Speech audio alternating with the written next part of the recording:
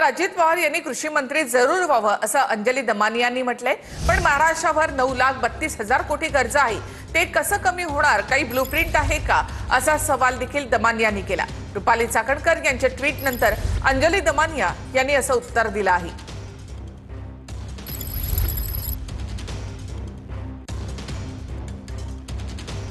अंजली दमानिया यांचं ट्विट आपण पाहूया। अजित पवारांनी कृषी मंत्री जरूर व्हावं, अर्थ मंत्रालय खूप महत्त्वाचं आणि अतिशय गंभीर खातं आहे। यातील सगळ्या बाबी समजण्यासाठी अर्थशास्त्राचा अभ्यास, ज्ञान असणं आवश्यक आहे। आपलं महाराष्ट्र हे स्वित्झर्लंड या देशाच्या तुलनेत 8 पट मोठं आहे।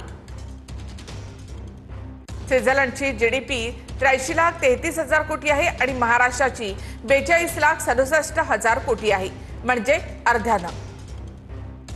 महाराष्ट्रावर आता कर्ज आहे 9,32,000 कोटी, ते कसं कमी होणार, काही ब्लूप्रिंट आहे का, असा सवाल अंजली दमानी यांनी केला आहे।